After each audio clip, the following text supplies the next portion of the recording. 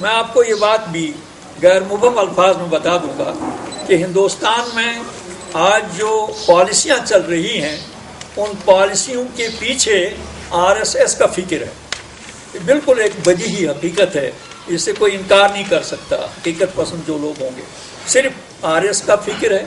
اور RS فکر کا مطلب یہ ہے کہ بھائی جہاں بھی ممکن ہو سکے گجرات بنایا جائے اور گجرات بنا کر قاتلوں کو قید کی سزا دی جائے، کسی کو موت کی سزا نہ دی جائے.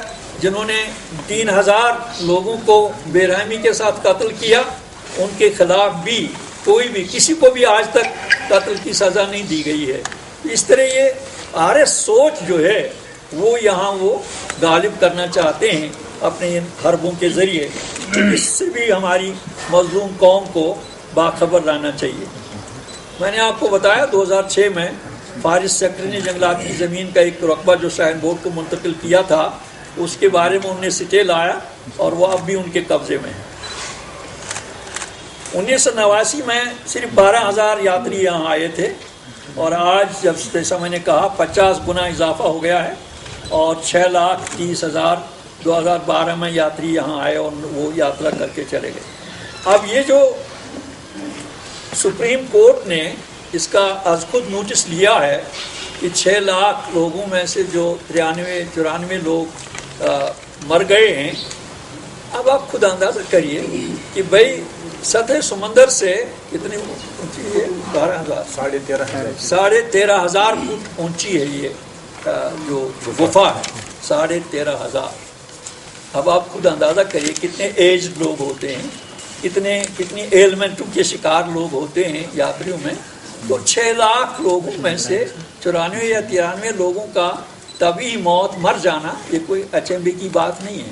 لیکن سپریم کورٹ نے اس کا نوٹس لیا ہے اور کہا ہے کہ اب یہاں کھلی سڑک بنائی جائے اور سڑک کے گرد دیواریں بنائی جائیں. اس سڑک کو دونوں طرف سے وسعت دی جائے تو کتنے درخت کٹیں گے اور کتنا ماحول پہ اثر پڑے گا. کوئی 3,000 سے زیادہ بتایا جا رہا ہے، صحیح اندازہ نہیں ہے لیکن بتایا جا رہا ہے کہ 3,000 سے زیادہ درخت کٹیں گے اور پھر ماحولیات پہ کیا اثر پڑے گا وہ آپ خود جانتے ہیں. لیکن یہ علاج نہیں ہے اس بات کا کہ بھائی کوئی مرے نہیں، یاترا کے پر جو لوگ آئیں گے ان میں سے کوئی مرے نہیں، یہ اس کی گارنٹی نہیں ہے. سڑک بننے کے بعد بھی تو اونچائی جو ہے وہ تو برقرار رہے گی اور جو لوگ یعنی بغیر کسی میڈیکل چیک اپ کے آ جاتے ہیں، حج کے لوگ جاتے ہیں، لوگ حج کے لیے ان کو پہلے انجیکشن کیا جاتا ہے، ان کا باضابطہ چیک اپ کیا جاتا ہے اور جو لوگ صحت مند نہیں ہوتے ہیں ان کو اجازت نہیں دی جاتی ہے. لیکن 6 لاکھ لوگوں کا کوئی بھی چیک اپ نہیں ہوتا، ان کو یہ نہیں دیکھا جاتا. ان کو جو کارڈ دینے والے یا سرٹیفکیٹ دینے والے لوگ ہوتے ہیں یہ وہ نہیں دیکھتے کہ ان کی ایج کیا ہے، ان کی صحت کا کیا حال ہے. اور اس طرح اگر 93 یا 94 لوگ مر گئے تو اس کا نوٹس لیا جانا، بہرحال یہ بھی بھارت کی جو سپریم کورٹ ہے ان کا اپنا ویو پوائنٹ ہے. لیکن ہمارے یہاں آپ نے دیکھا کتنے لوگ مارے گئے کہیں بھی کسی بھی واقعے پہ. شاید میں آپ کو بہرحال آپ میڈیا سے تعلق رکھتے ہیں، کہیں بھی شاید سپریم کورٹ نے کوئی نوٹس نہیں لیا کسی بھی واقعے یہاں لوگ مارے گئے، مسکر ہوا، جموں میں مسکر ہوا، 5 لاکھ لوگ شہید کر دیے گئے مسلمان، کسی سپریم کورٹ نے نوٹس نہیں دیا. یہاں موئے مقدس کی تحریک میں یہاں کتنے لوگ مارے گئے اور پھر یہاں جب سیج ہوا یہاں حضرت بل کا، یہ جو بجواڑا کا مسکر آپ دیکھ لیجئے، گاؤں قدل کا مسکر آپ دیکھ لیجئے، 6 جنوری 93 کو سوپور کا مسکر دیکھ لیجئے، 25 جنوری 90 کو ہندوارہ کا مسکر دیکھ لیجئے اور 94 میں کپوارہ کا مسکر دیکھ لیجئے، چھٹی سنگھ پورہ کا مسکر دیکھ لیجئے. اتنے مسکر ہوئے یہاں، اتنی عصمت دریاں ہوئی یہاں، اتنی عزتیں لوٹی گئی یہاں. 10,000 لوگوں کو گرفتار کرنے کے بعد لاپتہ کر دیا گیا. 7,600 قبروں، نام نہاد کا غیر نامعلوم قبروں کا یہاں انکشاف ہوا ہے. کسی کا بھی جہاں تک میری دانش کا تعلق ہے سپریم کورٹ نے، بھارت کی سپریم کورٹ نے نوٹس نہیں لیا. 2008 اور 2010 میں جو قتل ہوئے، 8 میں بھی، 9 میں بھی، 11 میں بھی، اور یہ جو قتل ہوئے ہیں بے رحمی کے ساتھ، اور جو جن کے قاتل جانے پہچانے ہیں، CRPF اور پولیس ان کی قاتل ہے، خاص طور 2010 کے جو ہمارے شہداء ہیں، لیکن کسی کا نوٹس نہیں کیا گیا۔ یہاں ہزاروں بستیاں خاکستر میں بدل دی گئی ہیں، کسی کا نوٹس نہیں لیا گیا۔ بھائی کیوں جلاتے ہو؟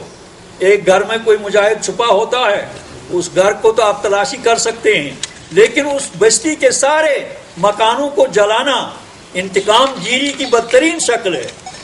میں نے خود کئی بستیوں میں جا کر دیکھا ہے کہ بھائی ٹھیک ہے، انہوں نے بتایا ہاں ایک مجاہد تھا یہاں، وہ باہر جا کر لڑ رہا تھا، لیکن انہوں نے ساری بستی کو، وہاں زب ماگام میں خود گیا ہوں، گامرو بانڈی پورہ میں خود گیا ہوں، اور اسی طرح کئی ایک یہاں ہیگام پلوامہ میں خود گیا ہوں، جہاں ساری بستی کو خاکستر بنا دیا گیا اور کتنی عزتیں لوٹی گئی، لیکن کہیں بھی بھارت کی سپریم کورٹ نے کوئی نوٹس نہیں لیا۔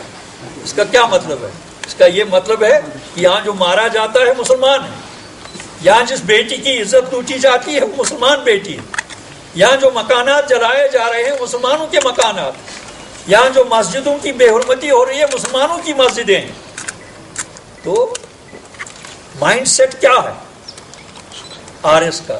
مائنڈ سیٹ کہ مسلمان ہو، اس کا قتل کرنا، اس کی عزت لوٹنا، اس کے مکانات جلانا، اس کو پشتی میں دھکیل دینا، یہ ہندوستان کے سامراج کا نیشنل ازم، یہ نیشنل ازم کی ذمہ داری ہے ان حاکموں پر کہ بھائی نیشنل انٹرسٹ کے لیے یہ سب کچھ کیا جائے۔ تو اس لیے ہمارا یہ مطالبہ ہے کہ شرائن بورڈ کو ڈسبینڈ کیا جائے، ختم کیا جائے، لوکل ہندوؤں اور پنڈتوں کو یاترا کنڈکٹ کرنے کا موقع دیا جائے، تمام مذہبی معاملات کو حکومتی دسترس سے آزاد کیا جائے۔ اس لیے ہم سب سے پہلے مسلم اوقاف کے بھی، جیسے میں نے آپ کو کہا، اس بارے میں بھی اپنا موقف ہم واضح کر رہے ہیں۔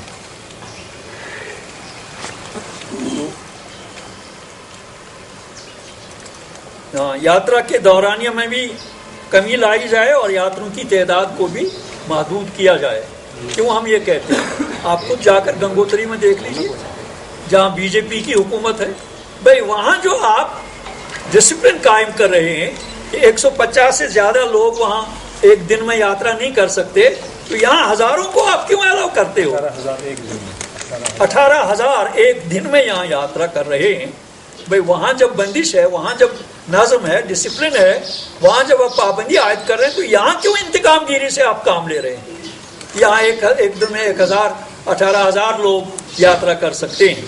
یہ ڈسکرمنیشن اور یہ انتقامی کارروائیاں، یہ انتقامی جذبہ، یہ بدترین قسم کا جذبہ ہے، اور اس کی ہم شدید الفاظ میں مذمت کرتے ہیں اور اس کو ہم بدلنے کا پرزور مطالبہ کرتے ہیں۔ اور یہ ایسا مسئلہ ہے کہ اس پر ہم انشاءاللہ قوم کو بیدار کریں گے، قوم کا تعاون حاصل کریں گے۔ میں نے آپ سے کہا کہ ہماری قوم کو سڑکوں پر فریفتہ نہیں ہونا چاہیے، فلائی اوورس پر فریفتہ نہیں ہونا چاہیے، اور یہ جو یہاں کی نام نہاد حکومت آئے دن اپنے فنڈز کا اعلان کرتی رہتی ہے، یہ اقتصادی ترقی، یہ اکنامک ڈیولپمنٹ اور سڑکوں اور فلائی اوورس کا بنایا جانا، یہ کسی مظلوم اور محکوم قوم کی محکومی کا علاج نہیں ہے، یہ اس کی غلامی کی زنجیروں کو اور زیادہ مضبوط بنانے کے حربے ہیں، اور ہماری مظلوم قوم کو ان حربوں سے آشنا ہو جانا چاہیے۔ بقول اقبال، موت ہے ایک سخت تر جس کا غلامی ہے نام، مکر و فن خواجگی کاش سمجھتا غلام، ہے کہ غلامی سے ہے روح تیری مزمحل، سینے بے سوز میں ڈھونڈ خودی کا مقام۔ یہ حربے ہیں غلام امپیریلسٹ قوم کے، امپیریلسٹ طاقت کے حربے ہیں کہ بھائی انہی چیزوں کی طرف لے جایا جائے۔ آپ کو دیکھ رہے ہیں کہ یہاں کتنے شہید ہو گئے ہیں، آج تک 6 لاکھ لوگ شہید ہو چکے ہیں، جن میں جموں کے 5 لاکھ لوگ شامل ہیں۔ لیکن کوئی آج ان کا تذکرہ نہیں کر رہا، کوئی لٹی عصمتوں کا تذکرہ نہیں کر رہا، کوئی لٹی بستیوں کا تذکرہ نہیں کر رہا، کوئی 10,000 گمنام لاپتہ ہوئے جانے لوگوں کا تذکرہ نہیں کرتا، کوئی ان کا تذکرہ نہیں کرتا جن کو انٹراگیشن سینٹروں میں ناکارہ بنا دیا گیا ہے، کوئی ان کا تذکرہ نہیں کرتا جن کو انٹراگیشن سینٹروں میں مردانگی کی قوت سے محروم رکھا گیا ہے تاکہ یہاں کی نسل کشی کا ایک اور طریقہ آزمایا جائے، اختیار کیا جائے۔ آخر یہ مظلوم قوم کیوں سڑکوں پر فریفتہ ہو رہی؟ یہ سڑکیں کیا دیں گی اس مظلوم کو؟ مظلوم قوم کو سب سے پہلے آزادی کو ترجیح دینا چاہیے، سب سے پہلے اپنے دین، ایمان، اپنی تہذیب اور کلچر کے تحفظ کی فکر کرنی چاہیے، اور میں نے کہا کہ یہ سب کچھ داؤ پر لگا ہوا ہے ہمارا۔ اگر ہماری قوم بیدار نہ ہو جائے تو بہت تاریک ہے ہماری قوم کا مستقبل ہر لحاظ سے۔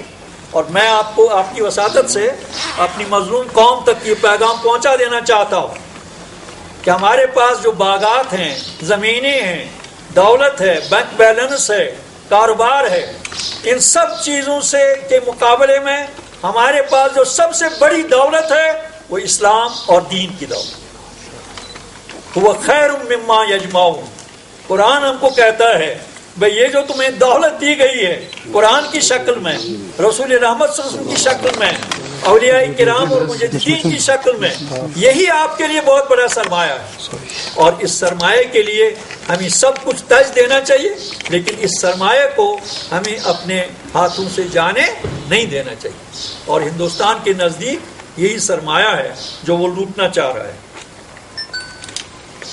اس جارحیت کے خلاف ہم پہلے مرحلے پہ 4 سپٹمبر کو ہڑتال کی کال دے رہے ہیں، 4 سپٹمبر منگل کو، اور میں تمام لوگوں سے، تاجر برادری سے، ٹرانسپورٹ والوں سے، سومو والوں سے، آٹو رکشہ چلانے والوں سے، طلباء سے، تعلیمی اداروں سے، اور پرائیویٹ جو ٹرانسپورٹ ہے جو اکثر ہڑتالوں کا احترام نہیں کر رہا ہے، میں سب کو دردمندانہ اپیل کروں گا کہ یہ بہت اہم مسئلہ ہے، اس پر مکمل اور ہمگیر ہڑتال ہونی چاہیے 4 سپٹمبر کو، تاکہ ہم بھارت کے ایوانوں میں یہ بات پہنچا سکیں کہ آپ کے یہ جو شاطرانہ اور سامراجی حربے ہیں، ہماری قوم ان حربوں سے ناواقف نہیں ہے، وہ اس کا نوٹس لے رہی ہے اور اس کے خلاف